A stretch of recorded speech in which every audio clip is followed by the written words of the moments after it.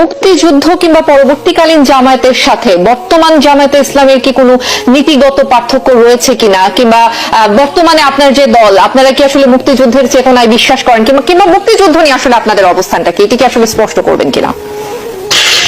যেখানে আমরা এখানে তিনজন মানুষ আছি, আমি আছি এই প্রান্তে, আপনারা দুইজন ওই প্রান্তে। তা আপনারা দুইজন, আমার বিশ্বাস যে সম্ভবত আপনারা মুক্তিযুদ্ধ দেখেননি। আমি একটু হালকা দেখেছি, আমি একজন শিশু ছিলাম, আপনিও যতটুকু দেখেছেন মনে থাকার কথা না, সেইটাও মানে খুব কমপ্লিট বলা যাবে না, কারণ আমি তখন এনাফ ম্যাচিউর না, সেই কারণে আমি রাজনৈতিক বুদ্ধা ছিলাম না। কিন্তু এই মানে মিট আমার যে বয়সটা ছিল সেটা নিয়ে আমি যা দেখেছি, সেখানে আসলেই মুক্তিযুদ্ধটা পাকিস্তানি শাসক গোষ্ঠীর পক্ষ থেকে আমাদের উপরে চাপিয়ে দেওয়া হয়েছিল, এই দেশের মানুষের। শেখ মুজিবুর রহমান সাহেব এর নেতৃত্বে আওয়ামী লীগ পাকিস্তানের 300 আসনের মধ্যে 162 আসনে কিন্তু জয়লাভ করেছিল। সেই হিসাবে তারা যেহেতু অর্ধেকের চেয়ে বেশি আসনে জয়লাভ করেছিল, এই দেশ শাসন করার বিধিগত এবং সাংবিধানিক অধিকার তাদেরই ছিল। কিন্তু পাকিস্তানের ভুট্টো সাহেব, তিনি সেখানে বাড়াবাড়ি করে একটা অস্থিতিশীল অবস্থা, একটা ওয়াণিজ্য দাবি নিয়ে সামনে আসার কারণে এই হকটা, এই অধিকারটা শেখ মুজিব সাহেব এবং তার দল পেলেন না। তো তাদের কি করার ছিল? যুদ্ধ তো তাদের উপরে চাপিয়ে দেওয়া হলো, এবং তারা ডায়লগ করেছেন ঢাকায় বসে বসে কিভাবে সেই পাওয়ার হ্যান্ড ওভারটা শান্তিপূর্ণভাবে হবে এবং শেখ মুজিব সাহেব তার দল পুরো পাকিস্তান শাসন করবে। ভুট্টোর দাবি ছিল যে পূর্ব পাকিস্তানে আমি কোনো আসন পাই নাই, আর পশ্চিম পাকিস্তানে শেখ মুজিব কোনো আসন পান নাই, অতএব আমাদের কারোই পুরো পাকিস্তান শাসন করার ম্যান্ডেট জনগণ আমাদেরকে দেয় নাই। পূর্ব পাকিস্তানে শেখ মুজিব হবেন প্রধানমন্ত্রী, আমি ও পশ্চিম পাকিস্তানের প্রধানমন্ত্রী। আমি জানি না আপনারা দুনিয়ার কোন দেশে দুই প্রধানমন্ত্রী জানেন কিনা, আছে কিনা, আমার জানা মতো নাই। এটা ছিল একটা অন্যায়, অসঙ্গত দাবি, যেটা কোনোভাবেই গ্রহণ করা যায় না। সেখান থেকেই সমস্যার সৃষ্টি হয়েছিল। তো সেই সৃষ্টি শেষ পর্যন্ত মূল মুক্তিযুদ্ধে, এখন সেই যুদ্ধে জামাত গিয়েছিল কিনা, সমর্থন করেছিল কিনা, না, সেই যুদ্ধে জামাতে ইসলামী যেতে পারেনি এবং ওইভাবে প্রকাশ্যে কোনো সমর্থনও দেয়নি। আর অপ্রকাশ্যে যদি কিছু করে, এটা জনগণের জানার কথা না। প্রশ্ন আসবে যে কেন জামাত তাহলে সেদিন মুক্তিযুদ্ধের অংশ হলো না? আপনারা সবাই জানেন, সচেতন সাংবাদিক হিসাবে, ভারত তাদের নিজেদের স্বার্থেই এই সুযোগটুকু সেদিন ভারতে সৃষ্টি করে দিয়েছিল যে তোমরা আসো, থাকো, এবং আমরা তোমাদেরকে ট্রেনিং দিব, অস্ত্র দিব, রেশন দিব, তোমরা যুদ্ধ করো, দেশ তোমরা স্বাধীন করো। ভারত যেখানে এই দৃষ্টিভঙ্গি থেকে এটা করেছিল, সেখানে দেখেন জামাত ইসলামী তো দূরের কথা, আব্দুল হামিদ খান ভাসানী সাহেবের নামের আগে মৌলানা আছে। তিনি ভারতে গিয়ে সাথে সাথে গ্রেফতার হলেন, কয়েকদিন কারাবাস করে তারপরে বের হয়ে শর্তে যে তিনি ইন্ডিয়ায় থাকবেন না, সেই শর্তে তিনি বাংলাদেশে ফিরে আসতে বাধ্য হলেন। তারপরে অলি আহাদ সাহেব, যিনি একজন ভাষা সৈনিক ছিলেন বা সেনাপতি ছিলেন, তারও একই অবস্থা হয়েছিল, তিনিও থাকতে পারেননি সেখানে। জামাতে ইসলামী তো নাই, কোন ইসলামী দল সেখানে যায়নি। কেন যায়নি? আমরা জানতাম নিশ্চিত যে সেখানে ভারত আমাদেরকে ওয়েলকাম করবে না। ফলে আমাদের থাকার জায়গা ঠিক ছিল, বা জামাতের থাকার জায়গা ছিল অন্যান্য দলের মতো বাংলাদেশেই। শুধু এটা না, অনেক বামপন্থী দল যায়নি, তারা সেখানে মুক্তিযুদ্ধে অংশগ্রহণ করেনি। এখন অন্যদের ফিলোসফি আমি বলতে পারবো না।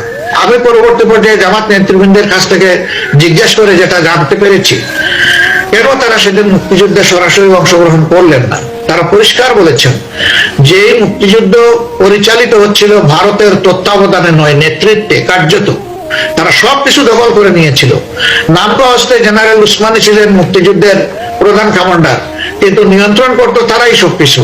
তো তখনই যখন নিয়ন্ত্রণটা তাদের হাতে চলে গিয়েছিল, এটা স্পষ্ট ছিল যে তাদের নেতৃত্বে অথবা তাদের অধিক উৎসাহের কারণে যে দেশ স্বাধীন হবে, সেই দেশের স্বাধীনতার সুফল এই দেশের জনগণ ভোগ করতে পারবে না, যেটা 53 বছরের বাংলাদেশের ইতিহাসে অক্ষর অক্ষরে প্রমাণিত হয়েছে। এখন কেন ইন্ডিয়া এই অবস্থা আমাদের সাথে করছে? এর কারণ হলো যে তারা তাদের জমিদারি হারিয়ে এখন সহ্য করতে পারছে না। এই জন্য বাংলাদেশের বিরুদ্ধে তারা মিথ্যা মিডিয়া ওয়ারে নেমেছে। চতুর্দিকে দেশবাসীকে এবং দেশের বাইরে তারা বিশ্ববাসীকে বিভ্রান্ত করার চেষ্টা করছে, উস্কানিমূলক কর্মকাণ্ড পরিচালনা করছে। এটা থেকেই বোঝা যায় যে জামাতে ইসলামীর তখন তার ফিলোসফি সঠিক ছিল না বেঠিক ছিল। এখন আপনি প্রশ্ন করতে পারেন যে সেই সময় তাইলে কি জামাতে ইসলামী কোনো ধরনের কোনো ভুল করে নাই? এ গ্যারান্টি আমি দিতে পারবো না। জামাতে ইসলামী মানুষের সংগঠন। মানুষ হিসাবে যে কেউ ভুল করতে পারে, সংগঠনও ভুল করতে পারে। যদি সেই রকম কোনো ভুল জামাতে ইসলামী করেই থাকতো, তাহলে 72-এর 10 জানুয়ারি থেকে 75-এর 15 আগস্ট পর্যন্ত শেখ মুজিবুর রহমান সাহেবের নেতৃত্বে এই দেশ পরিচালিত হয়েছে, আওয়ামী লীগ দেশ শাসন করেছে। এখানে 24,000 মামলা এই ধরনের দায়ের করা হয়েছিল। সেই মামলাগুলো তো কই জামাতে ইসলামের তো কোনো নেতার নাম ছিল না। জি, ধন্যবাদ। যদি সেই নেতা তখন তারা অপরাধ করেই থাকতেন, তাইলে জামাতের নেতৃবৃন্দের নাম কেন তারা দেননি? কি এমন শক্তি জামাতে ইসলামের ছিল যে তাদের নাম বাদ দিতে হবে? তাদের জন্য কি এমন চ্যালেঞ্জ ছিল? তারা অনেকেরই নাম নিতে পারলেন, তুলে আনতে পারলেন। এর প্রমাণটা দেখুন যে এই সরকার কয়েকদিন আগে যে সরকারটা পতিত সরকার বিদায় নিল, সেই সরকারের মুক্তিযুদ্ধ বিষয়ক মন্ত্রণালয় এই দেশে রাজাকারের তালিকা তৈরি করলো 10,000-এর। এর মাঝে 8,183 জন হইল আওয়ামী লীগের। কি বলবেন এখন আপনি বলুন? আর সেখানে 134 জন ছিল জামাতে ইসলামের। অন্যান্যরা আরো ভাগ বাটুরা পেয়েছে। আমাদের বিরুদ্ধে যে অপপ্রচার গুলা, কার্যত এগুলা তাদের নিজেদের তৈরি করা, শুধু মুক্তিযুদ্ধের চেতনার কথা বলে একটা জাতিকে ধ্বংস করা, শোষণ করা, লুণ্ঠন করা এবং অন্যদের তাবেদার বানানোর, বিষয়টাকে বৈধতা দেওয়ার জন্য, জায়েজ বানানোর জন্য আমাদের বিরুদ্ধে এই অপপ্রচার গুলা চালানো হয়েছে। মজার ব্যাপার হচ্ছে 69 যে ইলেকশনটা হলো 70-এর, সেই নির্বাচনে আওয়ামী লীগ প্রথম হলেও দ্বিতীয় হয়েছিল জামাতে ইসলামী। কিন্তু আপনি শেখ মুজিব কেন বহিষ্কার করলেন না? শেখ মুজিব কিন্তু জামাতে আমির গোলাম আজমকে 83 জনের যে তালিকাটি হয়েছিল নাগরিকত্ব নিয়ে নেওয়ার, তার মধ্যে কিন্তু গোলাম আজম ছিলেন অন্যতম একজন। এর পরবর্তীতেও একটি বিরাট তালিকা তৈরি হয়েছিল 83,000, সেখানেও অনেকে ছিলেন জামাতের। এবং জামাতের সাবেক আমির গোলাম আজম, উনি কিন্তু 78 সালে যখন ফেরত আসলেন দেশে, পাকিস্তানি পাসপোর্ট নিয়ে এসেছিলেন। সে নিয়ে অনেক কাণ্ড হয়েছে, সেটি আপনারা ভালো করে জানেন। আমি সেই প্রসঙ্গে এখন যাব না। আমি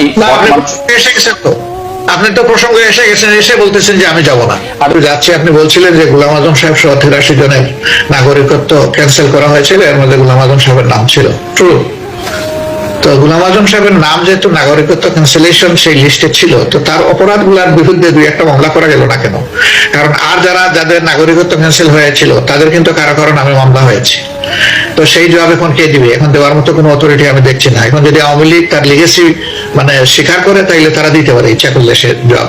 তবে আওয়ামী লীগকে এখন কোথায় পাবেন জানি না, এখন তো দেখতে হবে তারা। 2 নম্বর হচ্ছে যে আপনি বলেছেন যে অনেকের নামের তালিকা হয়তো বা জামাতের কারো কারো ছিল, আপত্তি নাই তো। যদি নামের তালিকা ওইরকম কারো অভিযোগ থাকে কারো বিরুদ্ধে, বিচার করা হোক, আমাদের কোনো সমস্যা নাই। বিচারটা হোক সুষ্ঠু, বিচারটা হোক যথাযথ, নিরপেক্ষ। জাস্ট বলতে যা বোঝায় সেই জাস্টটা ডেলিভারি দেওয়া হোক। কিন্তু বিচারের নামে যা দেখলো বাংলাদেশের জনগণ এবং বিশ্ববাসী, এটা তো বিচারের এই সংক্রান্ত একটা রায়ে ব্রিটেনের একটা আদালত বলেছে যে ইটস